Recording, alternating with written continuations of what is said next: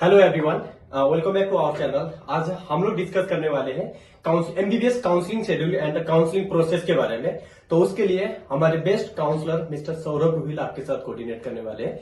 तो आगे आप उनके साथ मिल सकते हैं। अभी जैसे फर्स्ट राउंड का जैसे यूपी का रिजल्ट आएगा, उसके बाद का जो प्रोसेस होता है उसमें होता है कि आपको जो भी कॉलेज अलॉट हुआ है उसमें रिपोर्ट करना होता है। जो आप जब कॉलेज आपको अलॉट होगा उसमें आपका मेंशन होगा नोडल सेंटर। नोडल सेंटर मतलब जिस कॉलेज में आपके जाकर के अपने एडमिशन के लिए रिपोर्ट करना है, तो वहां पे आप जाएंगे, अपने सब ओरिजिनल डॉक्यूमेंट्स कैरी करेंगे। वो जो डॉक्यूमेंट्स है वो मैं आपको बता देता हूँ और आपकी स्क्रीन पे भी आ रहे होंगे।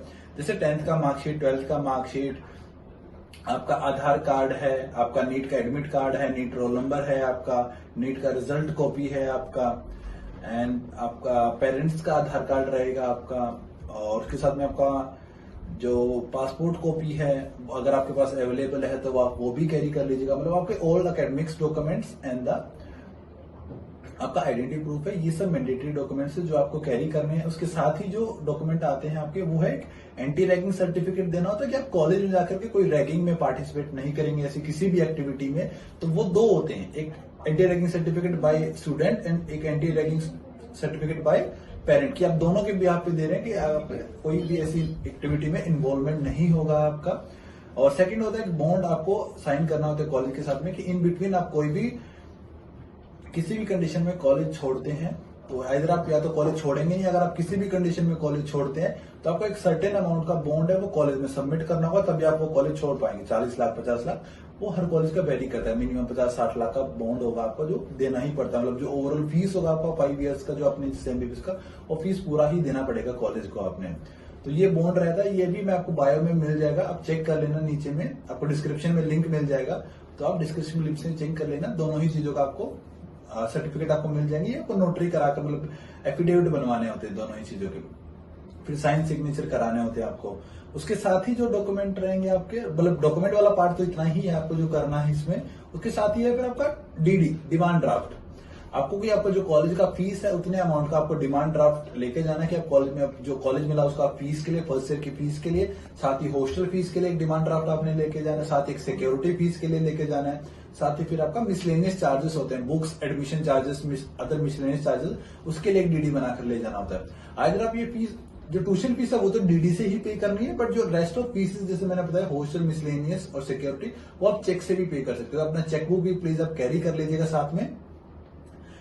डीडी आप किसी भी नेशनलाइज बैंक का लेके जा सकते हैं, उसमें प्राइवेट गवर्नमेंट कोई भी बैंक होगा, बट एक ही डीडी चलेगा आपको। मतलब फुल फीस का एक ही डीडी बनाना है, ऐसे नहीं कि आप 5 लाख के 2 डीडी बना देंगे, वो वैलिड नहीं होता। आपको एक ही डीडी बनाकर लेके जाना है। तो आप अपने बैंक में बात कर लेंगे तो बनाकर आपको 1 डे जैसा प्रोसेस होता है वो दे देते हैं।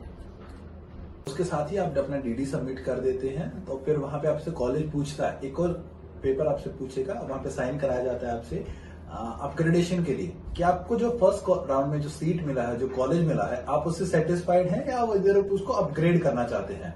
तो वो आपको वहां पे कंफर्म करना होता है कि यू वांट टू अपग्रेड और you are satisfied with this. उसके लिए आपको वहां पे अपग्रेडेशन के लिए अपना एक लेटर होता है, वो देना है कि हाँ हम इसको अपग्रेड करना चाहते हैं या हम फर्दर राउंड्स में पार्टिसिपेट नहीं करना चाहते।